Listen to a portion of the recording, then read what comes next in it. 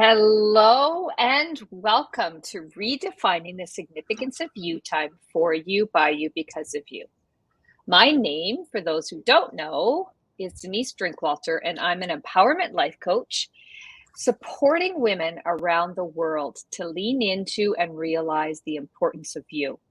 The goal of this channel is to provide you, the viewer, some takeaways that will help you shift, change, reevaluate, and/or become way more aware of what is possible. We have a variety of incredible guests who will be sharing their life experiences that have helped them become the incredible human beings that they are today. Every one of us at some time in our lives have had that infamous free time, and we feel guilty, embarrassed, and or wrong for taking time out for ourselves. And we are here to help change that and support you to see what is totally possible for you when you take time for you, by you, because of you. It is an absolute privilege to introduce Patricia Martin to you today. Patricia opened up an insurance and financial services franchise in 2006, working primarily with educators providing workshops on their state retirement system. She designed and strengthened up their retirement plans, including life and auto and home insurance. Patricia has had 17 years of experience in the financial and insurance business and has designed over 2,200 plans for her clients. Patricia helps her clients understand money behaviors to remove money blocks and create a fun, actionable wealth plan to financial independence. Welcome, Patricia. It's so great to have you here today. Thanks, Denise. Thank you so much for that very wonderful introduction. And I really appreciate you allowing us to bring just a lot of the taboo almost information when it comes to money to your audience. There's so much, there's just so much negative belief out there, and knowing that 95% of what we do to begin with on a daily basis is subconscious.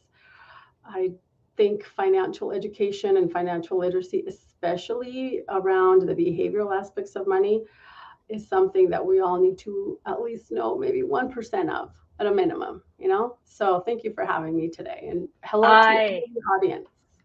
I am so excited to tap into what you just talked about. You shared with me about fun around developing wealth plans. And I'm like, is that not an oxymoron for me? I was like, fun and yes, the idea, the end goal, but I really like how you share, the money beliefs and how we can shift those. What types of ideas do you do and share to help people? Because this is so common. I just actually did a workshop for a summit, and we talked about financial literacy with children around allowance and how to not make it such a taboo subject like you shared, right?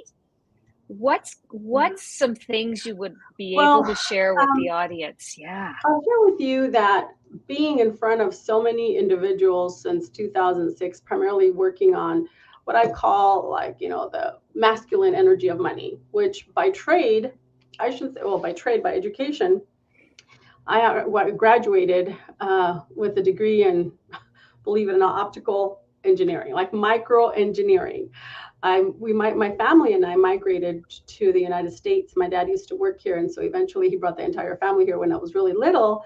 And I had this experience of, I think all of us learn our experience when it comes to any behaviors, whether it's money related, when we're young. In fact, the scientific data shows that it's between the ages of 2 and 12 where we are so impressionable. So I moved here when I was about 7. And my experience, that was to me my first experience of lack and feeling like I didn't have enough. I felt very abundant when I was in Mexico. We had a brand new house that my dad had built for us. We had a ranch home when we were little. We went to private school. My mom had our clothes made. And then we get plucked out of our environment with our friends in the city, and where we would go to church and the kiosco and the plaza every Sunday, and to the United States, and we get planted in this farm because my dad was a farmer. And we're out in the middle of nowhere. And in Idaho, there's a lot of lava rocks. In fact, a lot of the Native Americans that do rituals um, when it comes to like the teepees, and anyway, they go to Idaho, and there's just like this desolate, almost like there's a place called even Craters of the Moon. It's just such a different way of for me to have experience. And we had a ranch where I came from, so I understood the country living. But I immediately realized, oh my gosh, I think I'm poor. And maybe we had financial struggles when I was little, but I didn't feel that. And then I didn't know any English, so then there was that lack of communication. And during my studies this last year, I had to dive really deep into why I have clients that were teachers, janitors, doing pretty well. And then I also had administrators that also taught and consulted. The majority of individuals in the education system usually have a side hustle. So I'll talk a little bit about the benefits of that as well. But I couldn't really understand why sometimes the the the non-certified employee or the teacher was better financially than my administrators. I had one administrator. This is the lesson that I really got taught. This is where I finally said, okay, I need to pivot. I need to understand more of this, because I had my own transitions and belief systems when I was little, and I went from thinking I was financially abundant to wearing somebody else's clothes when I was a little girl, and I was so embarrassed about showing up to school with someone else's clothes. And we go through these ebbs and flows, and I want to share with you listeners, we go through these ebbs and flows in our life where sometimes we don't have enough money, or something bad happens, or we make a big decision. And I kept seeing, in a sense, these patterns with the people, my clients that made a lot of money. Oh, I have money, I'm just going to go spend it. And so they kept reaching, in a sense, this, I don't want to say like a glass ceiling, but like this level of, well, I have enough.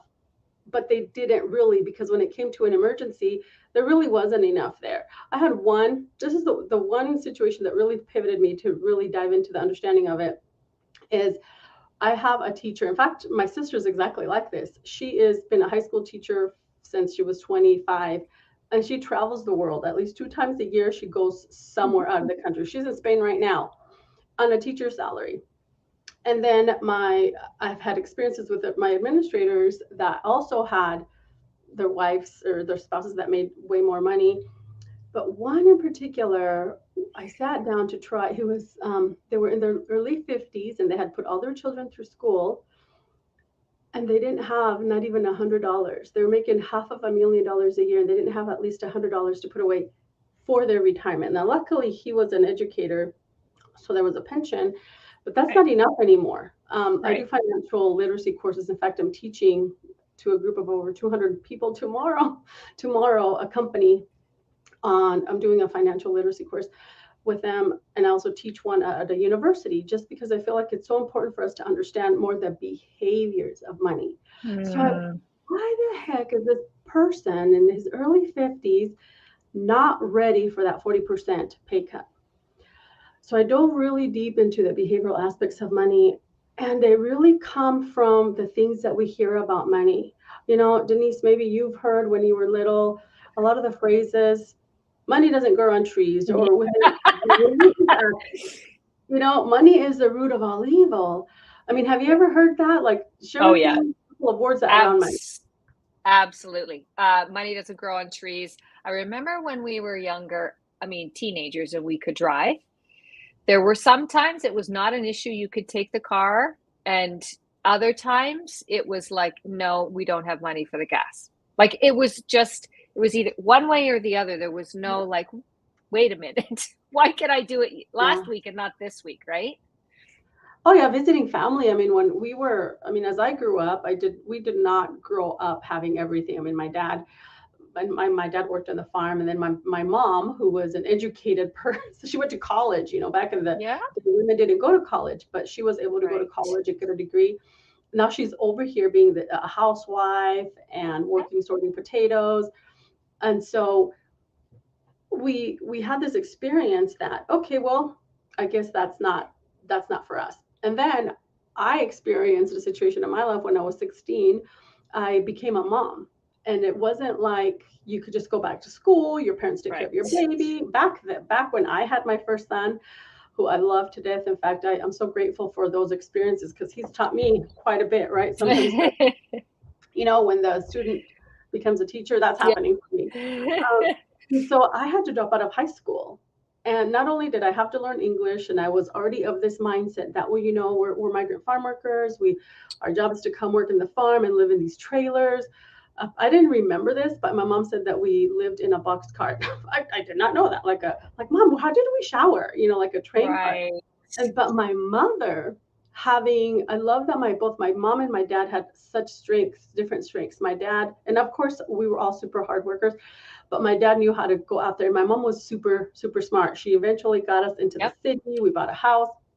But then when I was younger and I ended up having to drop out of high school, I was told, well, school's not for you anymore. You can't even go back to school. Mm, You have to keep working at the potato warehouses. And there was a part of me that believed that. I guess I'm kind of glad I'm a rebel. So for all of you rebels out there, listen to your inner voice when you're being told, yeah. this isn't for you. That's not the direction. And I challenge you to change the stories that you hear about things that in a sense don't align with who you are today. And Yeah. that's kind of what happened to me. I said, well, okay, but I see somebody else going to school even though they had a baby. What did they do? Okay, well, I have to think about what is my action. I can't just sit here. I mean, I never had the opportunity or the time to feel sorry for myself. We were all figure it out, whatever needs to happen. What's the next step? Now I think, Yeah. what's the next best aligned step? Mm, So I had this belief or experience that wasn't for me, or at least that's what I was being told. But I would see other people like, well, she's Hispanic or they're yeah. Mexican. What, how come they can go to school, right? How come that's not for Yeah. me? And I'm so grateful for the rebel inside of me because I didn't Yeah. listen to those voices. Yeah. And I figured out, okay, well, I have to have my GED and then I have to go do this placement exam.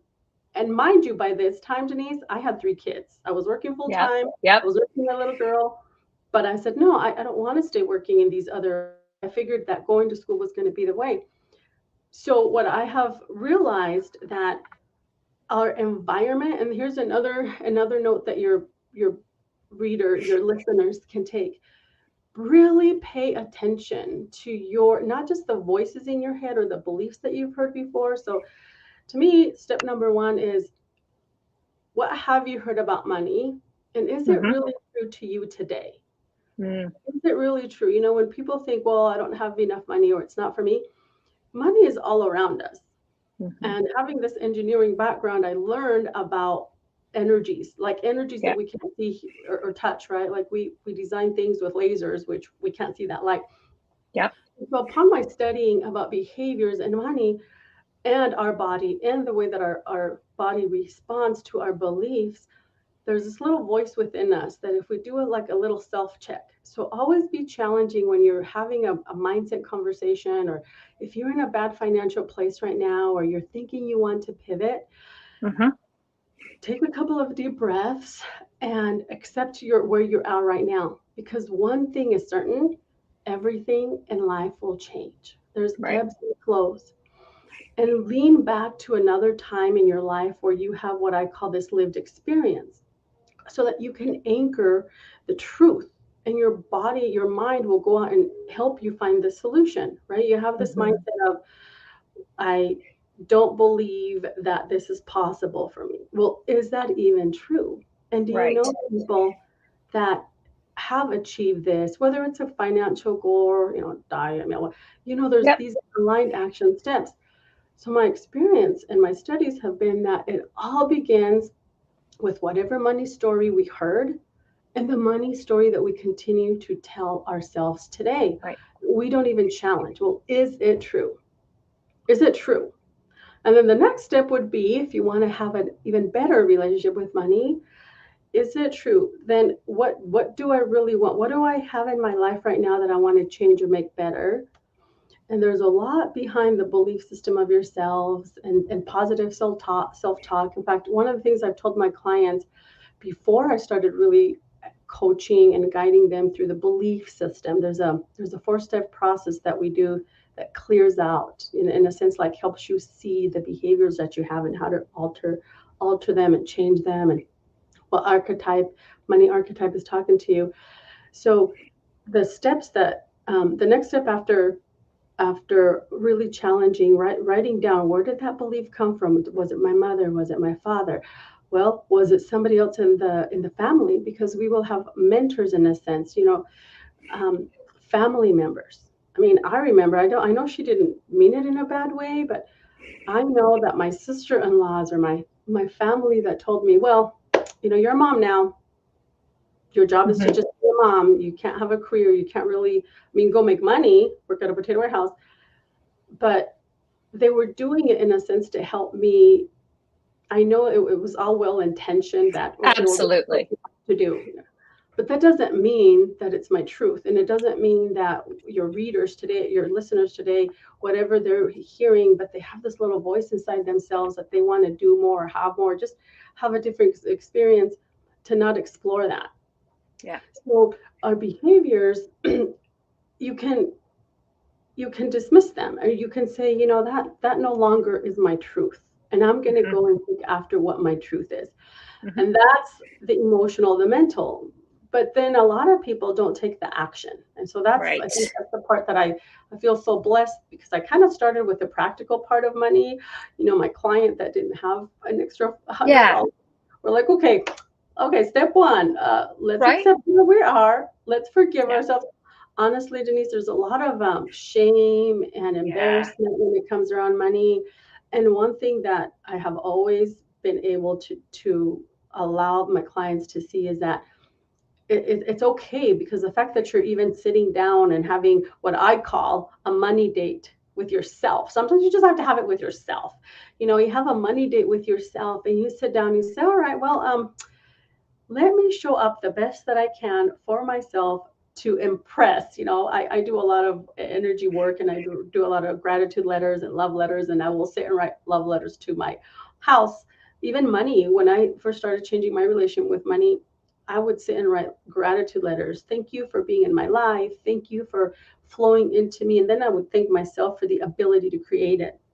Right. And because of you having here in my presence, I am able to have a house. I am able to put gas in my car and take myself to work. So have yourself a money date and write down, where are you today? It's okay. It's okay. Whatever you're doing today, right now, all the decisions in your past, they're already happened. Yeah. So write down, write down where you're at, how much money is coming in, the inflow versus the outflow, like a specific budget. But I also challenge everyone to, when they're looking to spend money, to ask themselves, is this a want or is it a need? Right. Is it a want or is it a need? And if it falls under the category of want, and don't go and try to justify it that it's a want, right? I had a friend or an acquaintance that I knew. She always had to have these extremely expensive purses, which, by the way, I did not even hear about the names of those brands I didn't even know they existed. But she never had any money. She worked in the education. She wasn't like a teacher license, but she had these like $2,000-$3,000 purses. But we would go to lunch, and it was, well, let me check, make sure I have enough money in my bank account. Yeah. A lot of people go through that. So knowing where you're at and getting rid of things, a lot of what's happening in society a lot right now is everybody is having you sign up for these monthly memberships.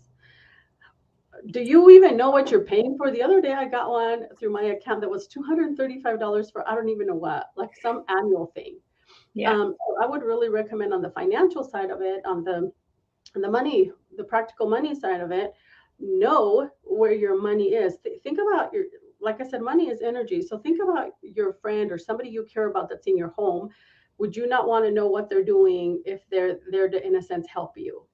So have some sort of accountability for yourself, and have a money date with yourself. If you can't do it once a month, do it once every quarter. You know, your business, your house. Some of you may have your own business, and so you're probably looking at your net sheet, your budget sheet, what's coming in, what's Mm-hmm. going out. Well, your house is your business. You're your own Mm-hmm. CEO, or maybe your spouse or a partner takes care of the finances. But sit down and have a money date with yourself, and not just the budgeting part of it. I would really invite your listeners to sit down and see, what are my feelings towards money? What am I like? Imagine going on a date with someone and you're sitting across the table, and obviously you have your pen and paper, whatever that may be. How are you feeling? Have an emotional check to see, what am I really feeling, and how can I, Mm-hmm. let me shift that. Is it fear? Mm-hmm. Is it fear? Where is that coming from? Set yourself in a place where this is going to be fun. This is why Yeah. I try to make anything that has to do with money fun. How Yeah. can you create a fun experience around money? Date Mm-hmm. yourself, date your money, write gratitude letters to yourself. Let go of beliefs or words that you heard in the past from others, or maybe that you created for yourself, like I did, right? When I was young, and Yeah. oh, success isn't for me because I dropped out of high school and had a baby. Right. My parents didn't Yeah. tell me that. Right. So Right. these are just a couple of things that I've worked with, that I've seen in my experience, and that I work with some of my clients to not just shift our money mindset, get behind it, and then we really design what I call a fun plan. And I would really Nice. start, the one tip that I would tell your listeners when you're creating your abundant spending plan, aka other people call it a budget. So also Mm-hmm. watch your words. Don't ever say to Mm. yourself, I can't afford that. I Right. would challenge your listeners not to say that ever again, to say, well, how can I create that in my life? Because then Mm-hmm. your mind goes into creation mode. And if you have children, that's such a fun way to interact with your children, instead of, oh, we can't afford that, or like how you were Right. sharing with me earlier about some of the things that you heard about money. Absolutely. How can we bring that in? How can we not afford it? I don't like to use the word. How can we have enough money for that experience or that trip? Or what can we do to actually have that vacation? Yeah. And that Yeah. could be part of your money date, right? Make it Mm-hmm. fun. Start when you start with your budget. I really recommend that you start with the fun stuff. What do you want to achieve? What do you want to do? And then, of course, your what I call your keep the lights on category. Everything that you need to, your utilities, your home, and then your Yeah. fun, your other not needed. I also call it my not Right. needed category. That's the Yeah. stuff that you have balances on. Yep. And so, just a couple of tips that people can do when it comes to not just the understanding of where your money story came from and why the beliefs are Mm-hmm. where they're at, and how you can challenge them to move past them. And then also how to really start aligning and planning a fun spending Yeah. plan for yourself and Yeah. your family. There are so many levels and so many ways to enter into the conversation. You've given us so many fantastic ideas. I'm sure those who are watching are madly writing a bunch of information down because you gave so many Mhm. beautiful golden nuggets. I love about changing the narrative. Where are you now? And what is it that you desire, your wants versus your needs? Still balancing it out and recognizing that money is energy and you get to take a look at it in a totally different light, the way that you do as a certified money coach. So you have the practical and you have a much, much wider lens from all of not only your personal experiences, but your training and access to courses because you are thirsty for knowledge. And I love that. Love that.